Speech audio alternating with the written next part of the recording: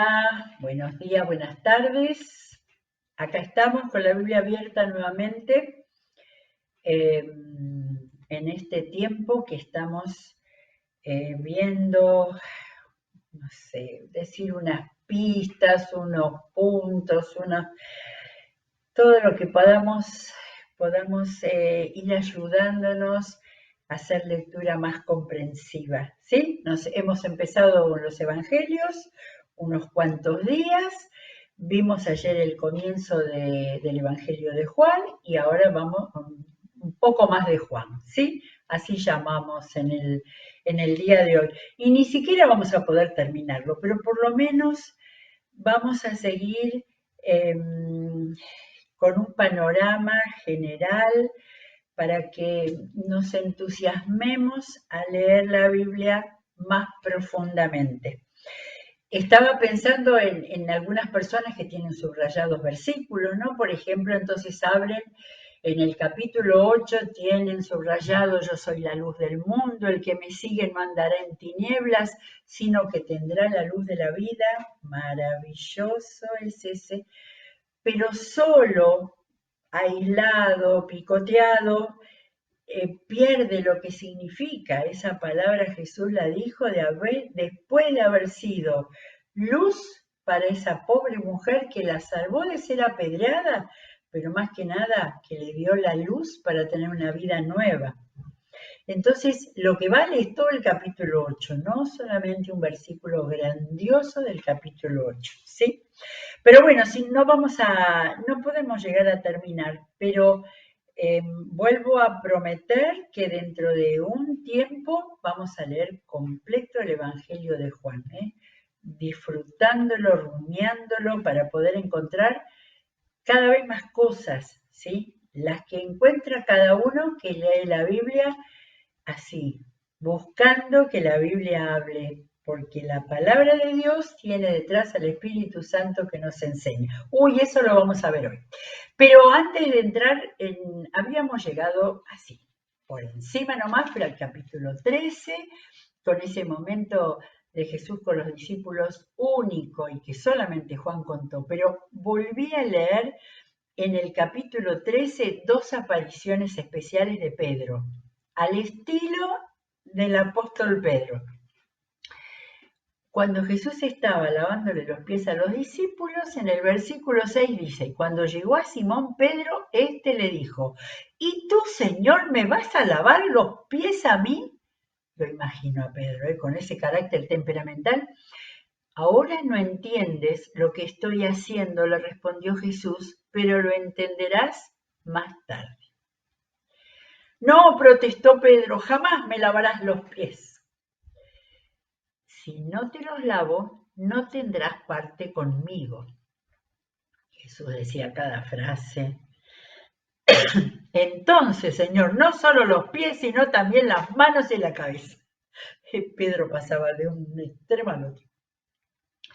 El que ya se ha bañado no necesita lavarse más que los pies. Esto es un principio higiénico. Claro, ellos andaban en el polvo, no había asfalto. Pues ya todo el cuerpo está limpio y ustedes ya están limpios, aunque no todos. Y ahí va a empezar a hablar de Judas. En el mismo capítulo, Jesús les está hablando nuevamente de lo que venía. Estábamos en la semana de la Pasión. ¿Y a dónde va, Señor?, le preguntó Simón Pedro. Se supone que Pedro debiera ser el primero que lo entendía. A donde yo voy no puedes seguirme ahora, pero me seguirás más tarde. Con eso le estaba diciendo todo y explicando todo. Señor, insistió Pedro, ¿por qué no puedo seguirte ahora? Por ti daré hasta la vida. Lo dijo a Pedro hablando solo, porque Jesús le dijo: dentro de 3 días me vas a... Dentro de 3 días no. Antes que cante el gallo, me negarás 3 veces, ¿sí? La Biblia nos sirve, entre muchas cosas, nos ayuda a reflejar las actitudes humanas.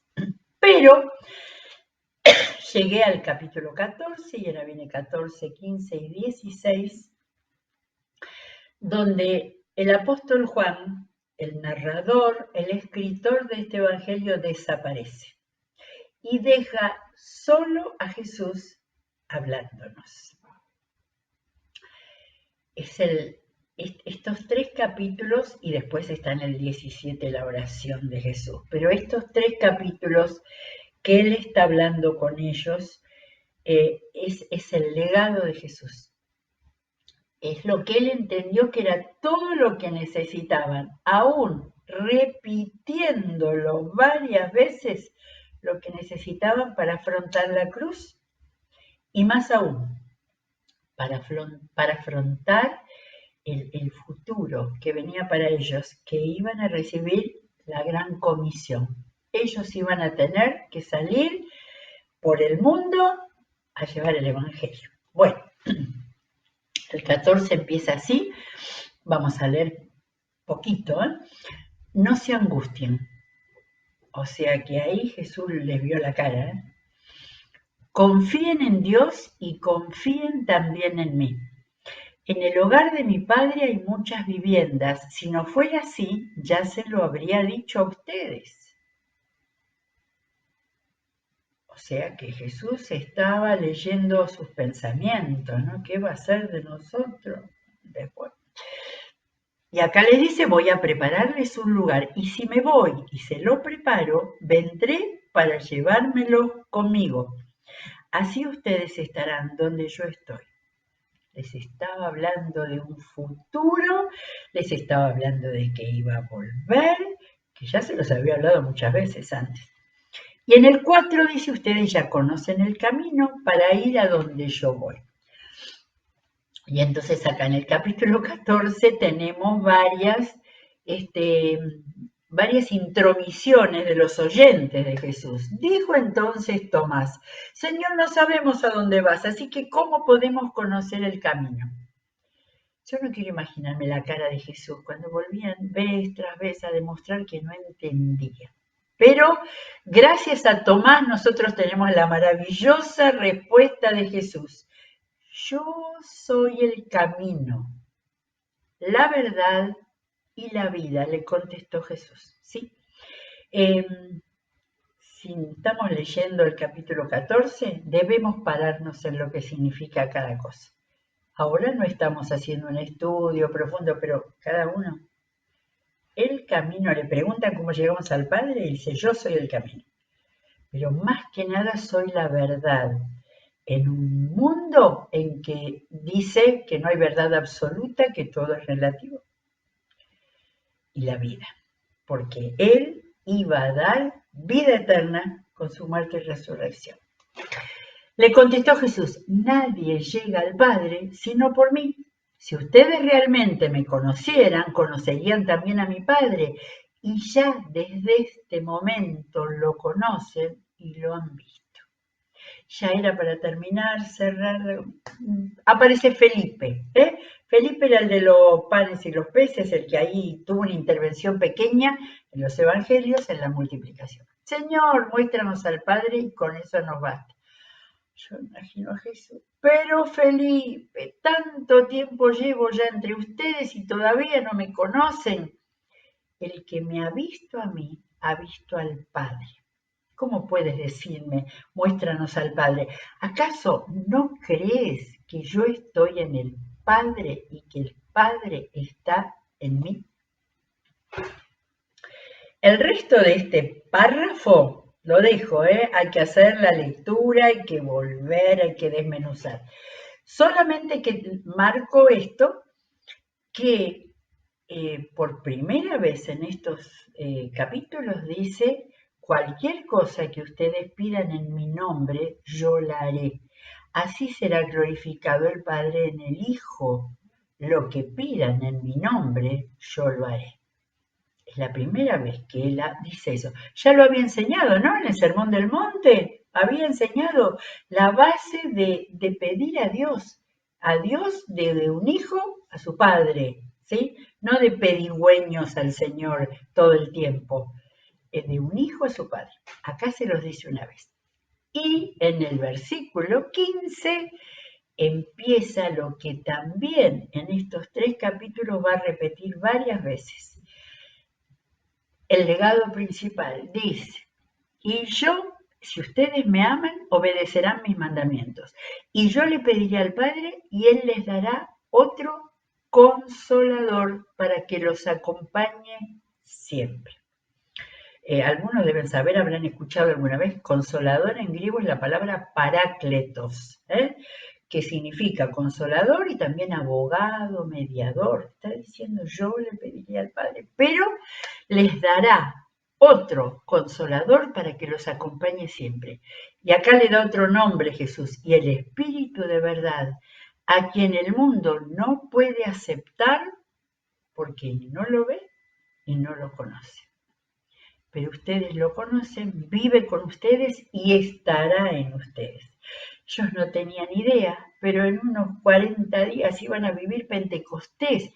Y además de que ellos ya tenían el Espíritu Santo, porque se los había dado especialmente, pero ese día iban a vivir, repito, la vivencia espectacular de que se manifestaba la tercera persona de la Trinidad sobre ellos. Muy bien, y acá dice esa frase, no los voy a dejar huérfanos, volveré a ustedes. Habría que marcarlo, o lo mejor sería tener un cuaderno donde uno escriba todas las repeticiones que hay acá. Yo pensaría, pero Juan debía haber hecho un resumen para que quede más. No, nos quedó todo para que vieran el amoroso cuidado de Jesús sobre ellos que estaban angustiados, asustados, confundidos. Y entonces volvía. Tomo un versículo 23 porque si no me voy a quedar solo en el 14. Vuelve a decir, no, acá aparece Judas Tadeo, el que no era el Iscariote, y le dice, ¿por qué, Señor, estás dispuesto a manifestarte a nosotros y no al mundo? No sé qué quería decir, pero como si dijera, ¿por qué no le decís todo esto? Él les estaba diciendo primero a ellos, porque ellos eran, y ahora vamos a leer lo que siguió diciendo del Espíritu Santo, ellos tenían que entender la función del Espíritu Santo. Y le contesta a Judas, el que me ama obedecerá mi palabra y mi Padre lo amará y haremos nuestra vivienda con él. Ya había hablado antes de morada, el que no me ama no obedece mis palabras. Y después de nuevo vuelve, voy a leer el 26. Pero el Consolador, el Espíritu Santo, acá lo menciona como Espíritu Santo, a quien el Padre enviará en mi nombre, les enseñará todas las cosas y les hará recordar todo lo que yo les he dicho. Enseñar y recordar. Lo que tanto necesitamos los hijos de Dios, lo que tanto necesita todo el mundo. Si entendieran. Dios en Jesús en este mundo y después dejando el Espíritu Santo. Ahora viene el 27. Y yo sé que muchos, yo también, tenía el versículo siguiente subrayado, especialmente esos versículos que se sacan solitos, pero están relacionados con la presencia del Espíritu Santo, que nos enseñará y los recordará. Y ahí Jesús dijo, la paz les dejo, mi paz les doy. Yo no se la doy a ustedes como la da el mundo. No se angustien ni se acobarden. Esto es para trabajar ahí, estar ahí un montón de tiempo. Muy bien, vamos al 15. Entonces, este capítulo 14, que solamente hicimos vuelo de pájaro, pero ahí está, consolación, confortarlos, recordar que todo esto tiene que ver con que lo amemos, para que se produzca todo eso que el Espíritu Santo, que lo amemos y obedezcamos. Y en el 15 viene una figura maravillosa, una metáfora como para ayudar a la comprensión. Yo soy la vid verdadera y mi padre es el labrador. Los que conocían la Biblia como ellos tenían un montón de veces esa metáfora de Dios plantando la viña, cuidándola. Toda rama, y acá una enseñanza tremenda, toda rama que en mí no da fruto, la corta, el padre, el labrador. Pero toda rama que da fruto, la poda para que dé más fruto todavía. Ustedes ya están limpios por la palabra que les he comunicado. Permanezcan en mí y yo permaneceré en ustedes. Así como ninguna rama puede dar fruto por sí misma, sino que tiene que permanecer en la vid, así tampoco ustedes pueden dar fruto si no permanecen en mí.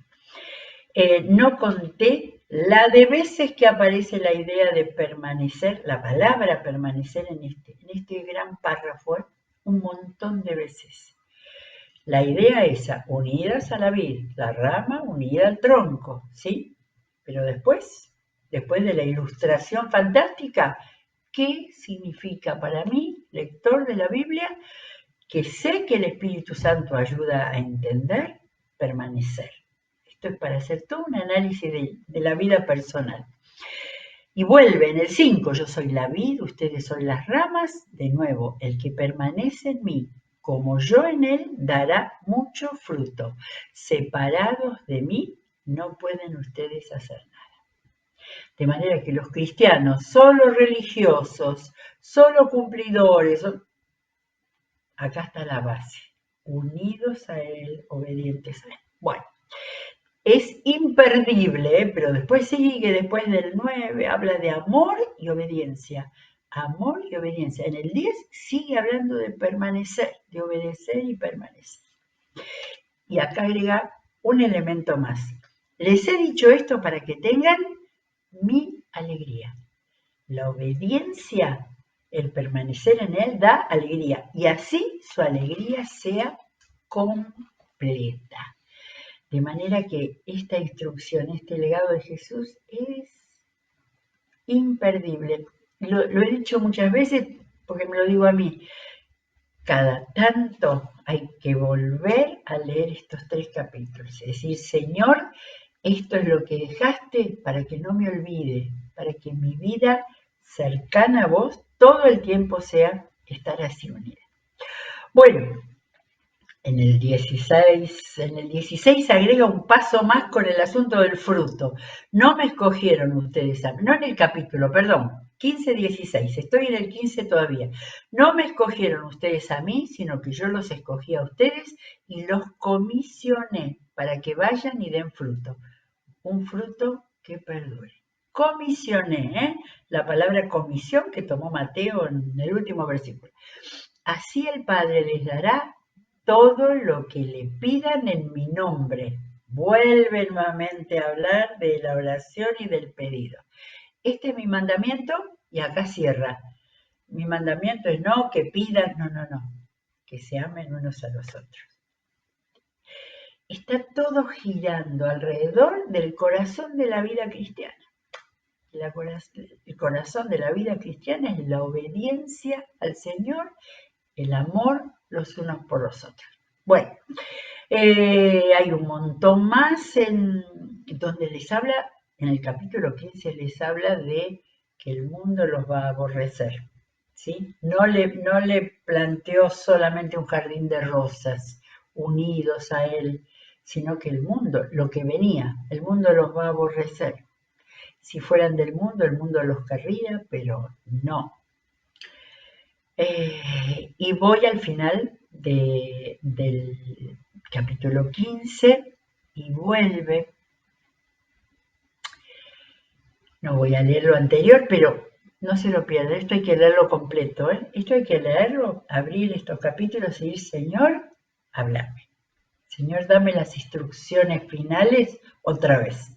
Bueno, el final del 15, cuando venga el Consolador, nuevamente, que yo les enviaré de parte del Padre, el Espíritu de verdad que procede de mí, del Padre, Él testificará acerca de mí. Acá tenemos de nuevo la Trinidad. Para los que no entienden la Trinidad, va a venir el Consolador que lo enviará el Padre. Y el Consolador enviado por el Padre testificará acerca de Jesús. ¿Sí? Eso tan difícil de entender humanamente, pero acá Jesús lo hacía sencillo, ¿sí? Los tres eran Dios, ¿eh? El Padre, el Salvador y el Espíritu Santo. Y también ustedes darán testimonio porque han estado conmigo desde el principio. Me encanta cuando empieza su carta el apóstol Pedro, que insiste, nosotros hemos estado con él y lo vimos. Bien, capítulo 16. ¿Qué encontramos con el 16? De nuevo, palabras de consolación. Por supuesto que Juan escribió todo corrido, ¿no? Pero bueno, el 16 tratando de hacer alguna, ayudar en la lectura para que, no para que lo dejemos, ¿cierto? Hay que seguir. Todo esto les he dicho para que no flaqueéis su fe. Y bueno, no leo, pero vuelve a decir, los expulsarán de las sinagogas. Nunca les ocultó nada Jesús. Les dio las bases, nos dio las bases para que estemos unidos a Él, para que sepamos que Él está con nosotros, con el Espíritu Santo dentro de nuestras vidas y que enfrentemos la realidad. A ellos les decía, los expulsarán de las sinagogas. Quizás a nosotros en el siglo XXI, esta palabra nos dice, la gente dirá, no me interesa Dios, no creo en Dios, no hay verdades absolutas, todo es relativo, todo lo único verdadero es la naturaleza y lo que vemos de la naturaleza y olvidamos al Creador. Por eso valoro o me doy cuenta tantas veces en el Antiguo Testamento, Dios hablando o el profeta a quien Dios le habla, siempre recordando, Él que hizo todas las cosas y sin Él nada de lo que fue creado existiría. Sin embargo, tantos hoy que quieren manejar a su modo sus vidas y el mundo, han olvidado todo esto. Bueno, en el 16 vuelve nuevamente a explicar lo del Espíritu Santo. Ahora vuelvo al que me envió, pero ninguno de ustedes me pregunta dónde vas. Es una manera de decirlo, ¿lo han entendido ya? Al contrario, como les he dicho, estas cosas se han entristecido mucho. Todo el tiempo Jesús estaba dando cuenta que estaban muy tristes. Pero les digo la verdad, les conviene que me vaya, porque si no lo hago, el Consolador no vendrá a ustedes. En cambio, si me voy, se lo enviaré a ustedes. Esta es la razón de la venida del Espíritu Santo. De acá vamos derechito al capítulo 1 del libro de los Hechos de los Apóstoles, al capítulo 2, donde ese relato maravilloso de la venida para todo el mundo que estaba ahí, que lo recibió. Y cuando Él venga, convencerá al mundo de su error en cuanto al pecado, a la justicia y al juicio. Y acá Jesús lo explica, y seguimos. Y después vuelve en el 13, pero cuando venga el Espíritu de la verdad, Él los guiará a toda la verdad, porque no hablará por su propia cuenta, sino que dirá solo lo que oiga y les anunciará las cosas por venir. Nuevamente está diciendo que el Espíritu que Jesús nos dejó y que conviene que nos dejara, lo que va a hablar es lo que el Padre le diga. La Trinidad confirmada. Él me glorificará porque tomará de lo mío y se lo dará a conocer a ustedes. Todo cuanto tiene el Padre es mío. Ya lo había dicho en otros capítulos, pero vuelve nuevamente. Por eso les dije que el Espíritu Santo tomará de lo mío y se lo dará a conocer a ustedes. Y después, acá, corta, ¿no? Porque vuelve a aparecer. Algunos de sus discípulos comentaban entre sí, ¿qué quiere decir con eso de dentro de poco no me verán? Un poco después volverán a ver. Insistían, ¿qué quiere decir con eso de dentro de poco? Y entonces Jesús, que conoce los pensamientos, le dice, se están preguntando qué quise decir cuando dije dentro de poco. Y nuevamente les habla con una comparación con la mujer que está por dar a luz y que después que dio a luz pasó todo el dolor y ahí hace algo muy humano, muy cercano, como para que a ver si entienden, ¿sí? Bueno, y después le dice, les he dicho todo esto por medio de comparaciones, que la palabra es la misma que parábolas, que metáforas, hoy los nombres que le ponemos a las figuras del lenguaje que hay tanto en la Biblia, porque viene la hora en que ya no les hablaré más. Y Juan, y tenemos pocos minutos, pero recuerdo que hace no mucho, a fin de año, leímos el capítulo 17 como el gran capítulo de la Biblia, por lo menos en el Nuevo Testamento. Después de eso, estoy segura de que Juan solo pudo escuchar a Jesús, que dirigió la mirada al cielo y oró. Qué impresionante. Y ahí le dijo, leo 3 frases nomás: Padre, ha llegado la hora, glorifica a tu Hijo para que tu Hijo te glorifique a ti. Ya que le has conferido autoridad sobre todo mortal, para que Él les conceda vida eterna a todos los que le has dado. Y esta es la vida eterna, que te conozcan a ti, el único Dios verdadero, y a Jesucristo, a quien tú has enviado. Yo te he glorificado en la tierra y he llevado a cabo la obra que me encomendaste. Y ahora, Padre, glorifícame en tu presencia con la gloria que tuve contigo antes de que el mundo existiera. Es lo mismo del capítulo 1, versículo 1, 2 y 3, donde Juan presenta a Jesús como la palabra que estaba desde el principio. Acá cierra Jesús su vida pública en la tierra antes de su muerte y resurrección con esta oración al Padre, ¿sí? Donde cierra toda la enseñanza que tenemos que recibir, y lo que tenemos que recibir es la fe en Él para tener vida eterna y el Espíritu Santo para vivir con Él y en Él. Bueno, dejamos el 17, acá hay que leerlo, y hay que leerlo muchas veces, porque después en el 18, 19 y 20 viene con todo detalle la pasión de Jesús, ¿sí? Hasta que en el 20 aparece el sepulcro vacío. Y todavía Juan nos ha regalado en el 21, único que lo cuenta, ese tiempo de que Jesús apareció cuando habían vuelto a pescar junto al lado de Galilea. Estos galileos y Jesús aparece y tienen el desayuno más inolvidable de sus vidas. Y también Pedro y Juan tienen comisiones especiales para ellos. Este Juan es el que es tan importante. Si escribió esto en el año 85, todavía iba a tener que ser prisionero, iba a recibir la gran revelación del Apocalipsis y todavía podía escribir, porque Jesús le dijo que escribiera esas palabras que Él les iba a dar, para que hasta el fin de los tiempos los cristianos sepamos cuál es el propósito de Dios con el regreso de Jesús.